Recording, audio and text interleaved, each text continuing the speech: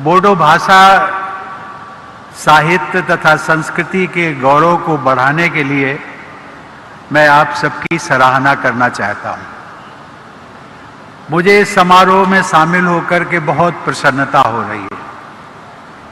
इस सम्मेलन के सभी आयोजकों को मैं हार्दिक बधाई देता हूं।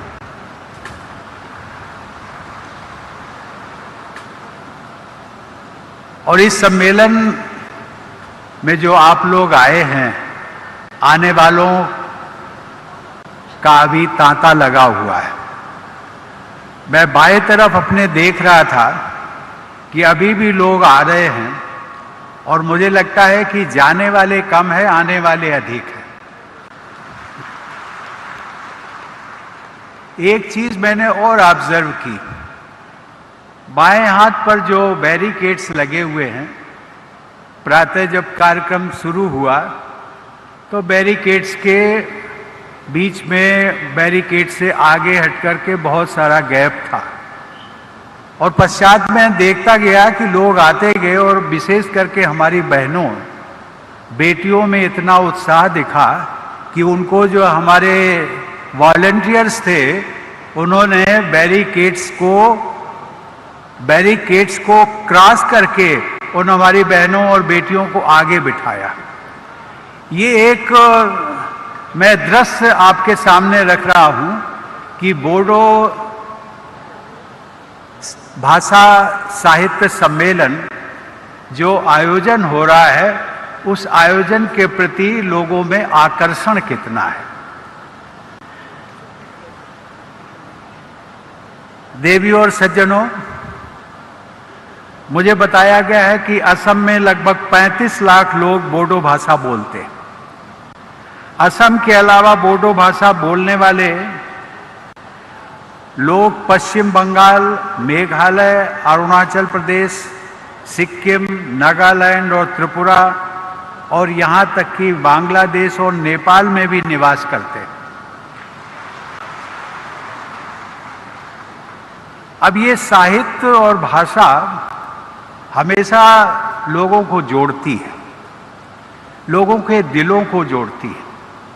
और वो ऐसी कौन सी बातें हैं भाषा में होती हैं जो अपनापन होता है, और वो अपनापन आज न जाने हमारे समकक्ष जो प्रदेश जिनका मैंने नाम लिया, पश्चिम बंगाल, मेघालय, अरुणाचल, सिक्किम, नागालैंड, त्रिपुरा, और विदेशों से बांग्लादेश और नेपाल से भी यहाँ पर कुछ प्रतिनिधिगण आए हैं। ये कितना आकर्षण है जो कि भाषा, बोडो भाषा विदेशों से भी लोगों को यहाँ पर खींच लाई है। और इसलिए मैं साहित्य सभा के आयोजनों को मैं बार बार सराहना करता हूँ और उनको बधाई देता हूँ।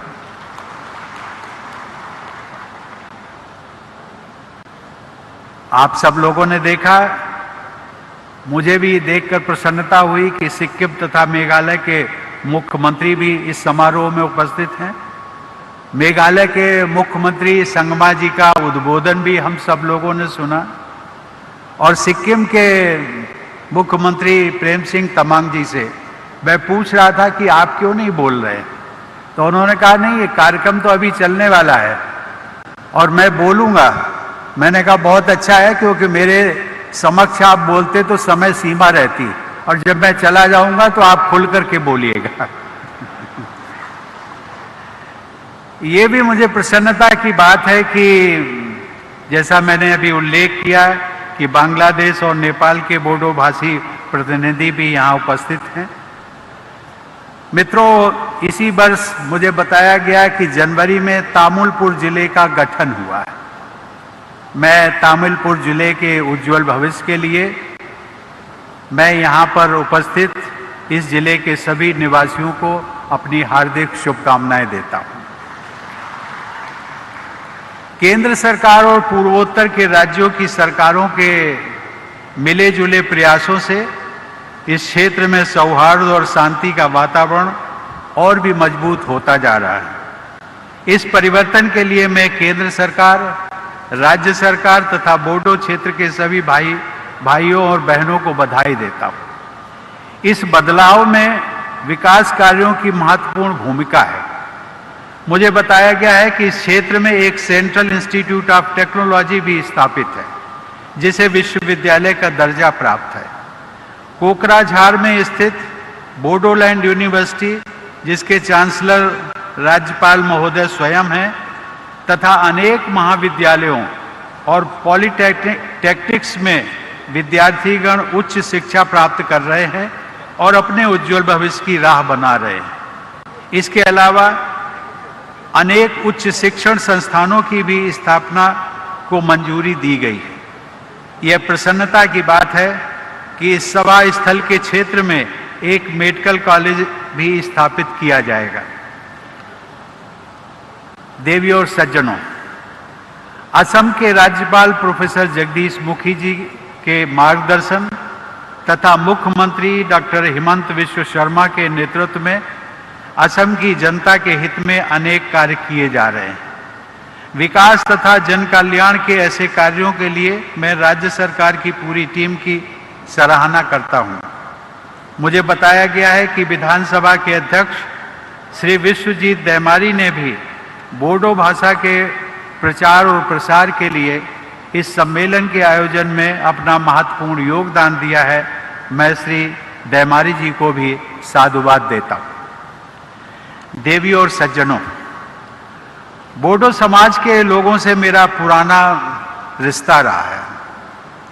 मेरे लिए बोडो संस्कृति और भाषा से संपर्क कोई नई बात नहीं है। मुझे याद है कि जब मैं राज्यसभा सांसद था, तब इस क्षेत्र के कई जनप्रतिनिधियों के साथ मेरा मिलना जुलना होता था। हम सब गर्म जोशी के साथ मिलते थे, बातचीत करते थे और बोडोलैंड के बारे में भी बात करते थे। उनमें से मेरे कुछ परिचित तो आज की सभा में भी उपस्थित हैं। उदाहरण के लिए यहाँ उपस्थित श्री यूजी ब्रह्मा। यूजी ब्रह्मा ने न केवल एक जनप्रतिनिधि और राज्यसभा सदस्य के रूप में, बल्कि असम सरकार में मंत्री के रूप में भी अपनी पहचान बनाई है, बल्कि वे साहित्य अकादमी पुरस्कार से भी सम्मानित किए जा चुके हैं।